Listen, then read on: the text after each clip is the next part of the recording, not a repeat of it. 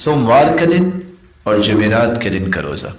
سیدہ عائشہ رضی اللہ تعالی عنہ روایت کرتی ہیں، جامع الترمذی 745، سنن النسائی 2360، سنن ابن ماجہ 1739، رسول اللہ صلی اللہ علیہ وسلم سوموار کے دن اور جمعرات کے دن کے روزے کا اہتمام کرتے۔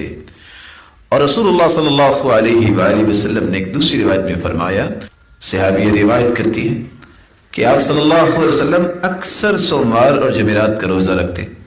جب آپ سے سوال کیا گیا کہ آپ ان 2 دنوں کا روزہ کیوں رکھتے ہیں، تو آپ صلی اللہ علیہ وسلم نے فرمایا کہ ہر سوموار کے دن وہ خمیس اور جمعرات کے دن اعمال پیش کیے جاتے ہیں، تو میرا جی چاہتا ہے کہ میرے اعمال جب رب تعالیٰ کے سامنے پیش کیے جائیں تو میں ان دونوں دنوں میں روزے کی حالت میں ہوں۔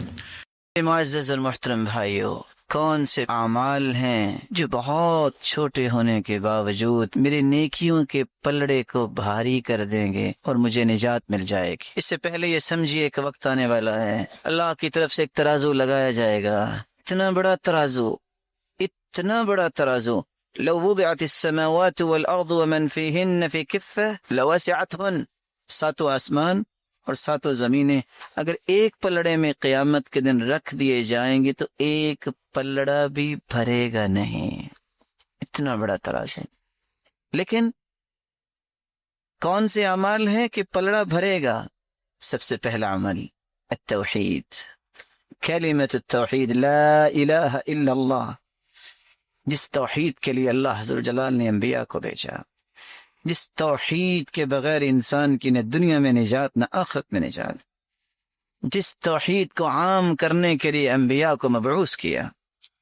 قیامت کا دن ہوگا، لمبی حدیث ہے، ایک آدمی کی کوئی نیکی نہیں نکلے گی، سوچے گا مارا گیا، اللہ کی طرف سے اس سے کہا جائے گا پریشان نہیں ہونا، ایک نیکی ہمارے پاس تیری ہے۔ اللہ وہ کون سی نیکی ہے؟ فرشتہ اس وقت لے کے آئے گا، کیا لے کے آئے گا؟ ایک بطاقہ، ایک چھوٹا سا کارڈ لے کے آئے گا، اس پہ لکھا کیا ہوگا؟ لا الہ الا اللہ۔ اس بندے نے لا الہ الا اللہ کہا، اس کے تقاضوں کو پورا کیا۔ وہ پھر سوچے گا اتنے گناہوں کے انبار اور لا الہ الا اللہ توحید کا کلمہ، اس کا موازنہ کیسے کریں گے؟ فتوضع البطاقہ فی کفہ وتوضع السجلات فی کفہ، سارے برائیوں کے رجسٹر ایک پلڑے میں، جب اس کارڈ کو دوسرے پلڑے میں رکھا جائے گا تو ساری برائیوں کے وہ رجسٹر اٹھ جائیں گے۔ فطاشت السجلات فلا يثقل مع اسم اللہ شیء، اس کے اس کارڈ کی وجہ سے ہی، اس کلمے کی وجہ سے ہی نیکیوں کا پلڑا بھاری ہوگا اور اللہ اسے جنت میں بھیج۔ میں آپ سے گزارش کروں گا زندگی کے اندر توحید میں کوئی فرق نہ آنے دینا۔ اور حدیث کیا کہتی ہے؟ وَإِن قُطِعْتَ أَوْ حُرِّقْتَ، تمہارے ٹکڑے کر دیے جائیں، تمہیں جلا دیا جائے، توحید پہ کوئی کمپرومائز نہیں ہے، کوئی کمپرومائز نہیں۔ توحید ہی تو میری اور آپ کی دنیا اور آخرت کی کامیابی کا راز ہے، اور یہ بات سمجھنی چاہیے جو قرآن نے کہہ دی ہے، الذین آمنوا ولم یلبسوا ایمانہم بظلم اولئک لہم الامن وہم مہتدون۔ جو ایمان لانے کے بعد شرک کی آمیزش نہیں کرتے، اپنی توحید کو خالص کرتے ہیں، اللہ نے 2 انعام رکھے ہیں، فکری امن، قولی امن، معاشرتی امن۔ امن کی نعمت اللہ دیتا ہی اس کو ہے جس کی توحید خالص ہوتی ہے۔ وہم مہتدون، اور صراط مستقیم پہ گامزن ہونے والے ہدایت یافتہ لوگ ہیں ہی وہ جن کی توحید میں کوئی خلل نہیں ہے۔ توحید کے ساتھ میں آپ سے ادباً یہ کہوں گا، اور یہ تحفہ سمجھیے آج کی مجلس کا، کثرت سے لا الہ الا اللہ پڑھا کریں۔ حدیث کہتی ہے افضل الذکر لا الہ الا اللہ، سب سے افضل ذکر لا الہ الا اللہ ہے۔ اور رسول اللہ صلی اللہ علیہ وسلم نے فرمایا ان قول لا الہ الا اللہ تدفع عن قائلها 99 من البلاء ادناها الہم. جو کثرت سے لا الہ الا اللہ کہتا ہے 99 بلائیں اللہ عز وجل اس کی دور فرما دیتے ہیں. ادناها الہم، اور سب سے گھٹیا بلا غم ہے. اس کا مطلب یہ نکلا کہ 98 بلائیں تو غم سے بھی بڑی بڑی اللہ عز و جلال دور فرما دیتے ہیں. رسول اللہ صلی اللہ علیہ وسلم نے فرمایا من لازم الاستغفار جعل اللہ له من كل هم فرجا ومن كل ضيق مخرجا ورزقه من حيث لا يحتسب.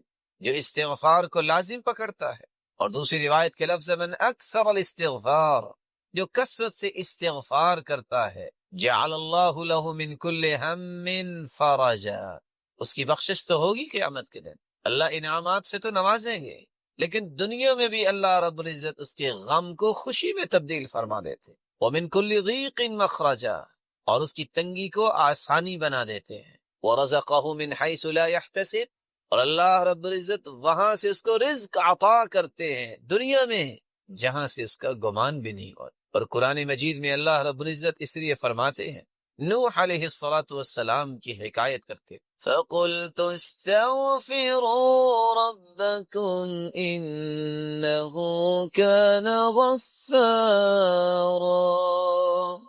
يُرْسِلِ السَّمَاءَ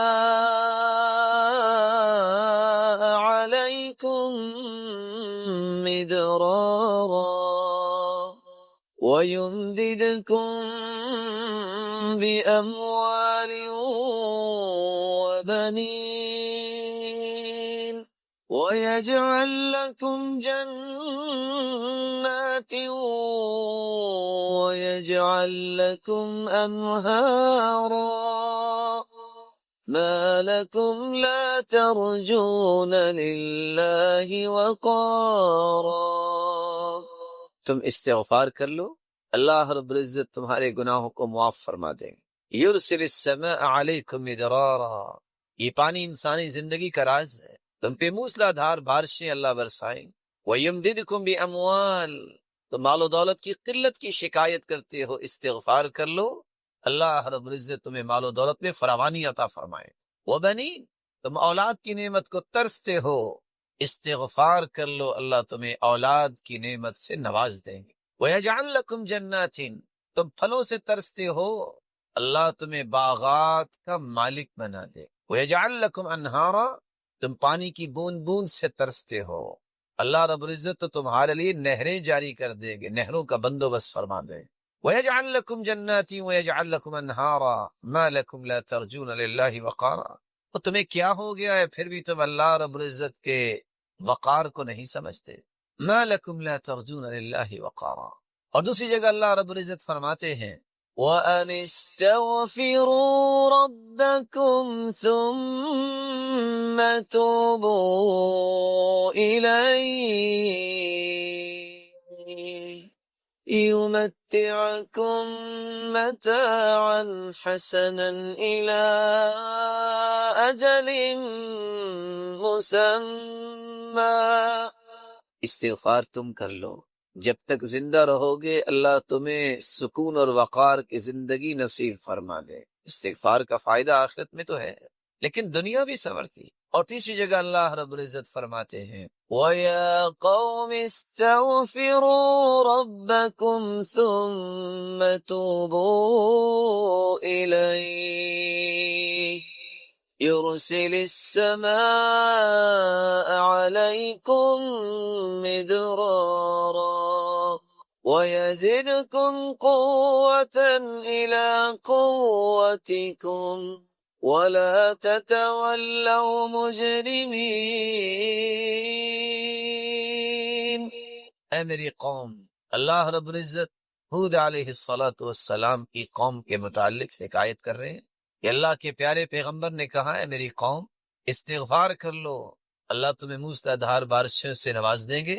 وَيَزِدْكُمْ قُوَّةً إِلَى قُوَّتِكُمْ، تم اگر کوئی کمزوری محسوس کرتے ہو تو تمہاری کمزوریوں کو اللہ قوتوں میں تبدیل فرما دیں گے. وَيَزِدْكُمْ قُوَّةً إِلَى قُوَّتِكُمْ، کسی کے پاس مالی کمزوری ہے، خاندانی کمزوری ہے، ملی کمزوری ہے، ان تمام کمزوریوں کو اللہ رب العزت قوتوں میں تبدیل فرما دیں گے جب انسان استغفار کرتا ہے، تو یہ اس کو انعام ملتا ہے، اور یہ انعام دنیا میں ہی ملتا ہے، آخرت تو بہتر ہوگی۔ اللہ رب العزت ہمیں عبادت کا مقصد سمجھنے کی توفیق عطا فرمائے، اور یہ یقین کرنے کی توفیق عطا فرمائے کہ عبادت سے آخرت بھی بنتی ہے، اس سے دنیا بھی بنتی ہے۔ آپ صلی اللہ علیہ وآلہ وسلم نے سلام کے بعد بیٹھ کے ذکر کیا ہے۔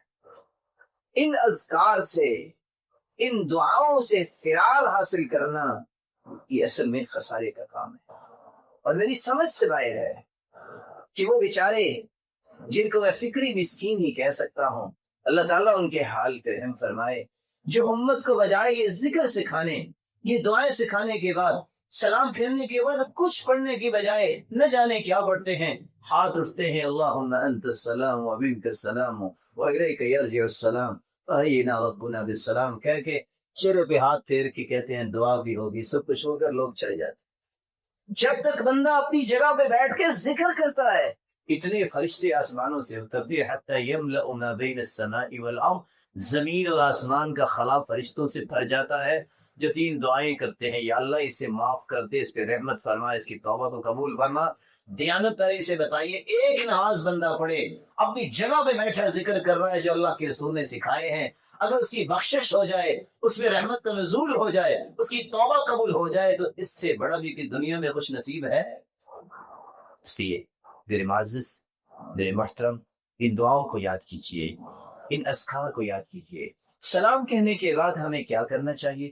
رسول اللہ صلی اللہ علیہ وسلم کے صحابی عبداللہ ابن عباس رضی اللہ تعالیٰ عنہ سے مروی ہے، اور فرماتے ہیں كنا نعرف انقضاء صلاة النبی صلی اللہ علیہ وسلم بالتکبیر، جب نماز ختم ہوتی تو ہمیں پتہ چل جاتا، کیسے؟ صحابہ کرام کہتے اللہ اکبر۔ پتہ کیسے چلتا کہ نماز ختم ہو گئی ہے؟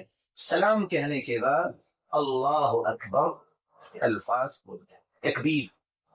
اللہ اکبر کہنے کے بعد رسول اللہ صلی اللہ علیہ وسلم جب سلام پھیرتے، استغفر ثلاثا، 3 مرتبہ استغفر اللہ استغفر اللہ استغفر اللہ کہتے، وقال، اور پھر یہ کہتے اللہم انت السلام ومنک السلام تبارکت یا ذا الجلال والاکرام۔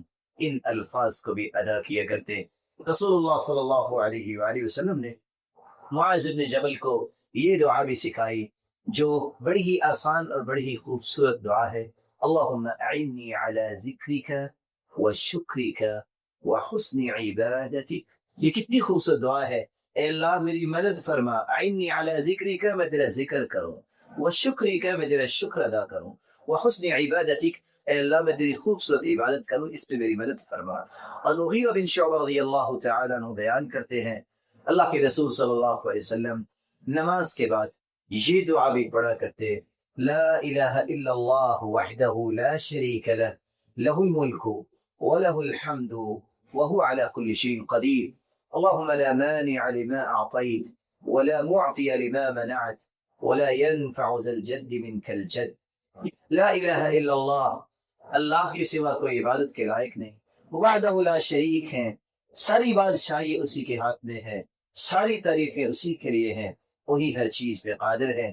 اللہ جس سے تو روک لے کوئی دے نہیں سکتا، اللہ جسے تو عطا کر دے اسے کوئی روک نہیں سکتا۔ اے اللہ تیری ہی بادشاہت ہے، الہ العالمین، لا ينفع ذا الجد منک الجد، کوئی بڑے سے بڑا ہو اس کا بڑا ہونا کوئی فائدہ نہیں دے سکتا جب تک تیرا فیصلہ نہ ہو۔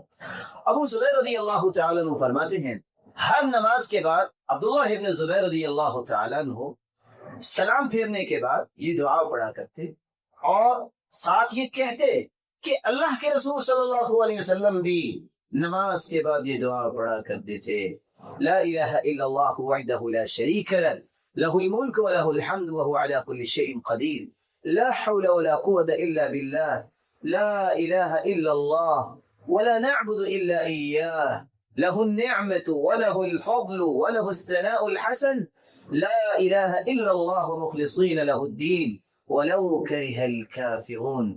جناب ابو امامہ رضی اللہ تعالی عنہ سے روایت ہے، رسول اللہ صلی اللہ علیہ وسلم نے فرمایا جو فرض نماز کے بعد آیت الکرسی پڑھ لیتا ہے اس کے اور جنت کے درمیان صرف موت کا پردہ حائل ہے، تو آیت الکرسی بھی پڑھنی چاہیے۔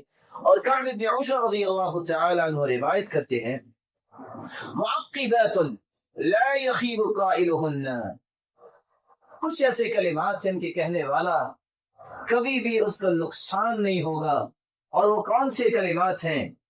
ثلاث و ثلاثون تسبیحہ، 33 مرتبہ سبحان اللہ، وثلاث و ثلاثون تحمیدہ، 33 مرتبہ الحمدللہ، واربع و ثلاثون تکبیرہ، 34 مرتبہ اللہ اکبر۔ یہ کلمات جو کہہ دیتا ہے کبھی بھی وہ نقصان نہیں اٹھائے گا۔ اور دوسری روایت کے الفاظ ہیں کہ اگر آپ 33 مرتبہ سبحان اللہ، 33 مرتبہ الحمدللہ، 33 مرتبہ اللہ اکبر کہیں، یہ ہو جائے گی 99، اور 100 پورا کرتے وقت یہ کہیں لا الہ الا اللہ وحدہ لا شریک لہ لہ الملک ولہ الحمد وہو علی کل شیء قدیر۔ صحیح مسلم کی روایت ہے 1351۔ تو جتنے بھی انسان کے گناہ ہوں گے اللہ ذوالجلال اس کو معاف فرما دیتے ہیں۔ آپ کبھی یہ کر سکتے ہیں اور کبھی یہ کر سکتے ہیں۔ اور تیسرا طریقہ بھی یہ ہے کہ آپ 10 مرتبہ سبحان اللہ، 10 مرتبہ الحمدللہ، اور 10 مرتبہ اللہ اکبر بھی کہہ سکتے ہیں۔ براء ابن عازب رضی اللہ تعالی عنہ روایت کرتے ہیں ہم اللہ کے رسول کے پیچھے نماز پڑھ رہے تھے، ہمارا یہ ذہن ہوتا تھا کہ ہم دائیں طرف بیٹھیں، کیا آپ کا چہرہ انور دائیں طرف پہلے سلام پھیرے گی تو نظر آئے گا، آپ صلی اللہ علیہ وسلم ہماری طرف متوجہ ہوں گے۔ میں نے سنا آپ نماز سے فارغ ہوئے تو آپ یہ دعا بھی کر رہے تھے رب قنی عذابک یوم تبعث او تجمع عبادک، رب قنی عذابک، اے اللہ تو مجھے اپنے عذاب سے بچا، کب؟ یوم تبعث عبادک او تجمع عبادک، جب تو پوری کائنات کو اپنے پاس جمع کرے گا۔ جی وہ دعائیں ہیں جو رسول اللہ صلی اللہ علیہ وسلم سلام کے بعد مانگت۔ ایک مسلمان جب قرآن مجید کی تلاوت کرے، جب قرآن مجید کو پڑھے، اس کے سامنے کون سے اہداف ہونے چاہیے، کون سے مقاصد ہونے چاہیے؟ بندہ مومن جس کو توفیق مل جائے کہ میں نے قرآن کو پڑھنا ہے، اسے چاہیے کہ 5 اہداف کو سامنے رکھے۔ سب سے پہلا ہدف قراءۃ القرآن بقصد العلم والمعرفہ، قرآن اس نظریے سے پڑھے کائنات میں سب سے بڑا علم قرآن کا علم، سب سے بڑی معرفت قرآن کی معرفت ہے۔ سیدنا عبداللہ بن مسعود رضی اللہ تعالی عنہ وارضاہ اس لیے کہا کرتے تھے اذا اردتم العلم فانثروا هذا المصحف فإن فيه علم الاولین والآخرین۔ اذا اردتم العلم، اگر تمہارے اندر علم کی خواہش پیدا ہو جائے کہ میں نے علم سیکھنا ہے، مجھے معرفت و عرفان چاہیے، مجھے پہچان چاہیے، اگر تم زندگی کے حقائق کا ادراک کرنا چاہتے ہو تو اس قرآن کو کھول لیا کرو۔ فإن فيه علم الاولین والآخرین، اس قرآن کے اندر پہلی تمام الہامی کتابوں کا بھی علم ہے، والآخرین، اور قیامت تک آنے والی انسانیت کی ضروریات کا بھی علم ہے۔ یہی وجہ ہے مسروق ابن الاجدع کہا کرتے تھے ما نسأل اصحاب محمد صلی اللہ علیہ وسلم عن شيء الا وعلمهم في القرآن ولكن قصر علمنا منه۔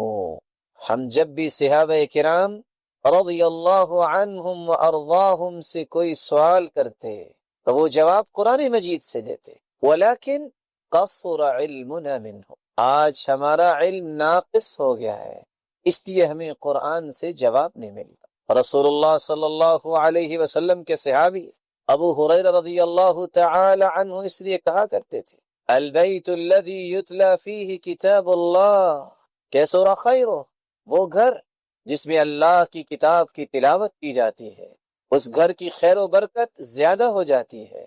وحضرتہ الملائکہ، اور اس گھر میں اللہ کے نورانی فرشتے حاضر ہو جاتے ہیں۔ وخرجت منہ الشیاطین، اور شیاطین اس گھر سے بھاگ جاتے ہیں۔ والبیت الذی لا یتلی فیہ کتاب اللہ، اور وہ گھر جس گھر میں اللہ کے کلام کی تلاوت نہ ہو قل خیرہ ضاق بأہلہ، وہ گھر تنگی داماں کی شکایت کرتا ہے۔ وقل خیرہ، اور اس گھر کی خیر و برکت ختم ہو جاتی ہے۔ وحضرته الشیاطین، اور شیاطین اس گھر میں ڈیرے جما لیتے ہیں۔ وخرجت منہ الملائکہ، اور نورانی فرشتے، اللہ کی رحمت کے فرشتے اس گھر سے چلے جاتے ہیں۔ اور رسول اللہ صلی اللہ علیہ وسلم پر قرآن نازل ہوا، اس میں واقعتاً سب سے بڑی علم و معرفت ہے۔ آج ٹیکنالوجی کے نام پہ اپنے آپ کو مرعوب کرنے والے سوچیں، قرآن مجید نے تو اس کا بھی حکم دیا، قرآن مجید نے تو اس کی بھی حقیقت کھولی۔ وَأَنزَلْنَا الْحَدِيدَ فِيهِ بَأْسٌ شَدِيدٌ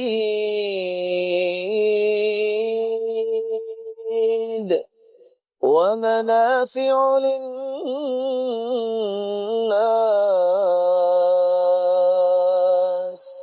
لوہے کو ہم نے اتارا ہے، اس میں پروفٹ بھی ہے اور پاور بھی ہے۔ پوری کی پوری ٹیکنالوجی اس آیت کے گرد طواف کرتی نظر آتی ہے۔ اور آج لاکھوں میں گلیکٹک سسٹم قرآن مجید کی ایک آیت کو اگر انسان سمجھ لے تو اس کا طواف کرتے نظر آتا ہے۔ قرآن مجید میں اللہ رب العزت فرماتے ہیں وَالشَّمْسُ تَجْرِي لِمُسْتَقَرٍّ لَهَا، اور دوسری جگہ فرمایا إِنَّ فِي خَلْقِ السَّمَاوَاتِ وَالْأَرْضِ وَاخْتِلَافِ اللَّيْلِ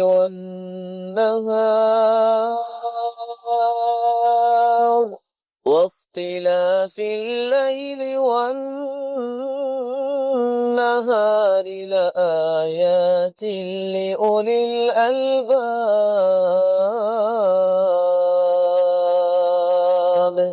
یہ دن رات کی آمد و رفت میں نشانی اللہ نے رکھی ہے عقل والوں کے لیے۔ سورج اپنے مدار پہ ہے، چاند اپنی جگہ گردش کر رہا ہے۔ ستاروں کے بارے میں اللہ رب العزت فرماتے ہیں کل فی فلک یسبحون، ہر چیز کو جو اللہ نے نظام دے رکھا ہے اس نظام کے تحت وہ چل رہی ہے۔ اس لیے قرآن مجید کو پڑھتے وقت سب سے پہلا ہدف یہ ہونا چاہیے کہ مجھے سب سے بڑی معرفت اور علم مل جائے، اور سب سے بڑی معرفت اور علم یہ ہے کہ انسان اپنے خالق کو پہچانے کہ مجھے پیدا کس نے کیا، مجھے رزق کون دیتا ہے، میری زندگی کی تدبیر کون کرتا ہے، مجھے کل قیامت کے دن کس کے سامنے کھڑا ہونا ہے، مرنے کے بعد مجھ سے پوچھا جائے گا تو کس رب کے بارے میں پوچھا جائے گا۔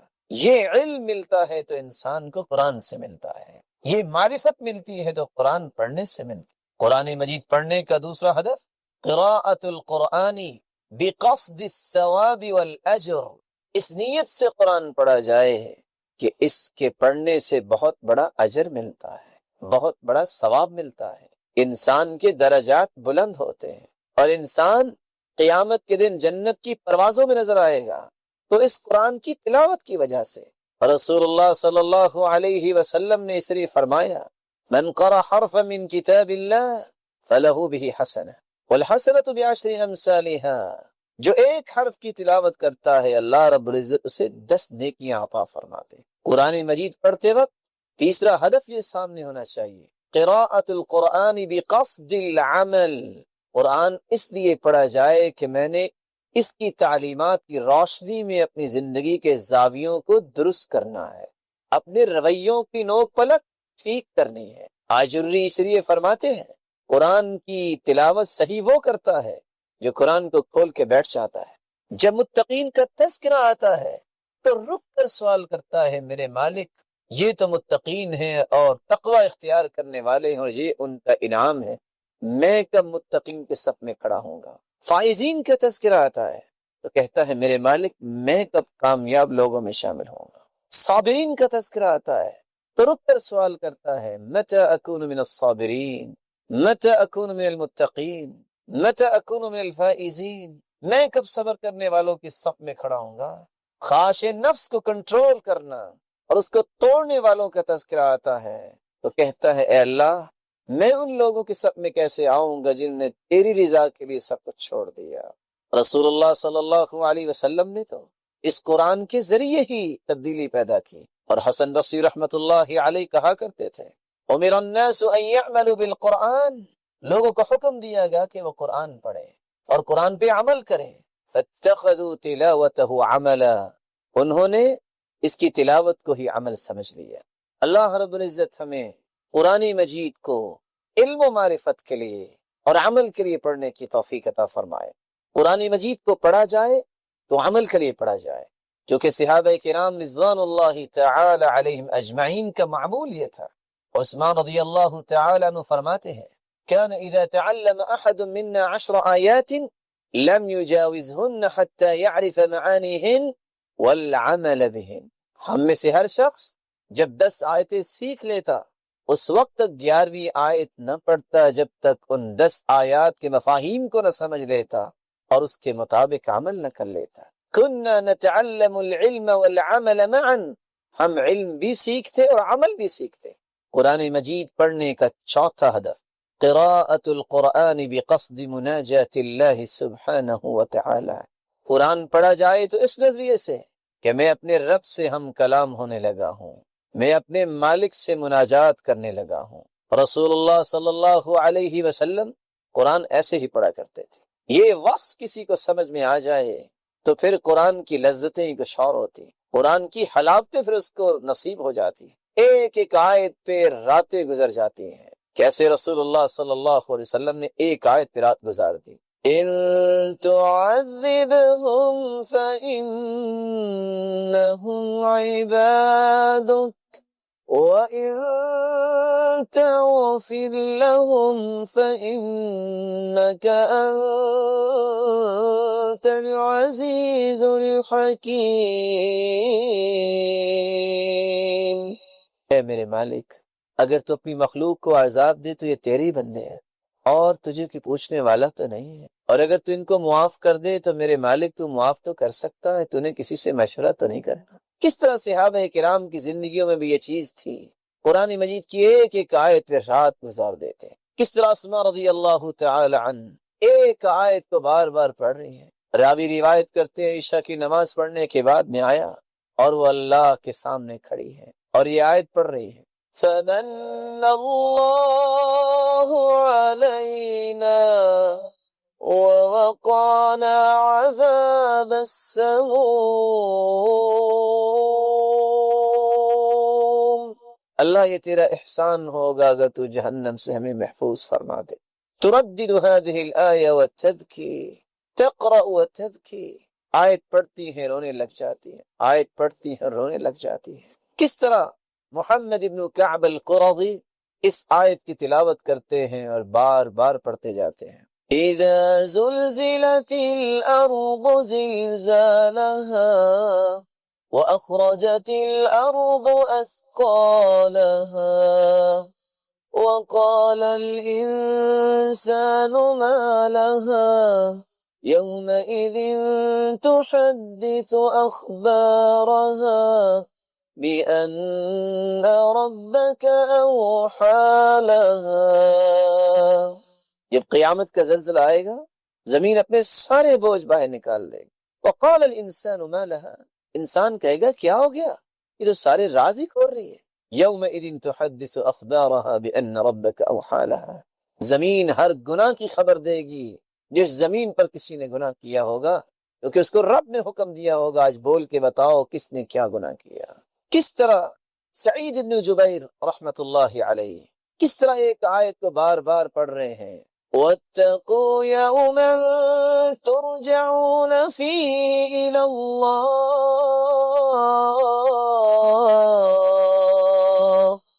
ثُمَّ تُوَفَّى كُلُّ نَفْسٍ مَا كَسَبَتْ وَهُمْ لَا يُظْلَمُونَ۔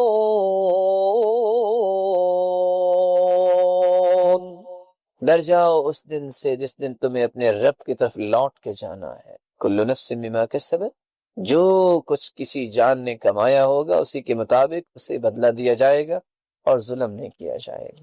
کس طرح حسن بصری رحمت اللہ علیہ ساری رات یہ آیت پڑھتے نظر آتے ہیں وَإِن تَعُدُّوا نِعْمَةَ اللَّهِ لَا تُحْصُوهَا إِنَّ الْإِنسَانَ لَظَلُومٌ كَفَّارٌ۔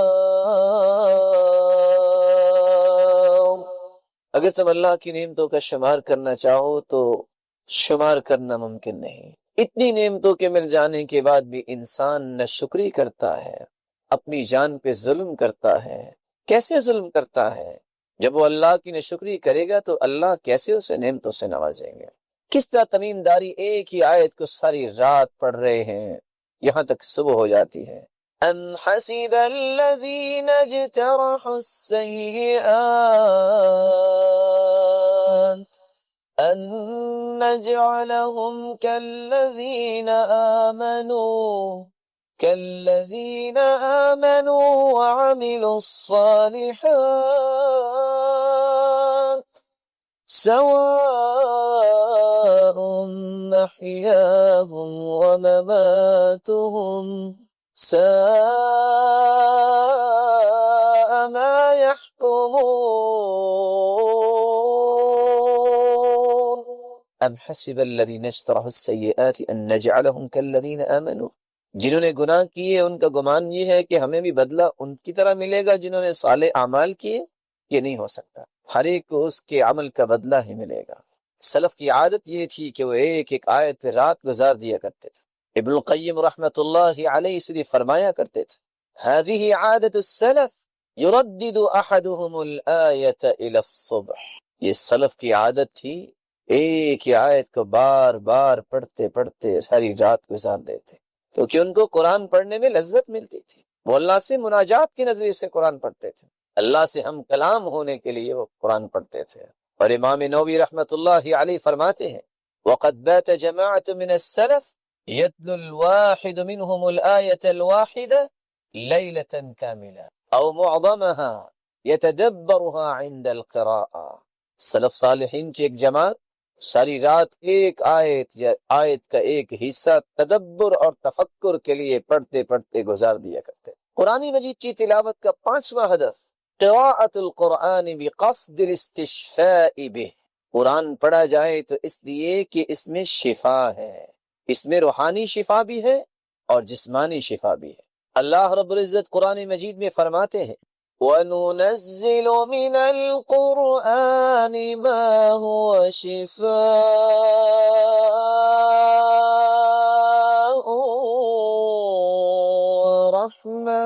وَرَحْمَةٌ لِّلْمُؤْمِنِينَ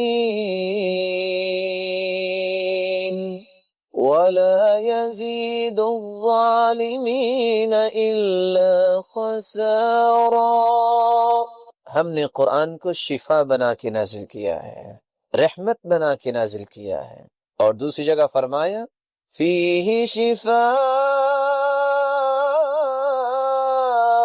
لِّلنَّاسِ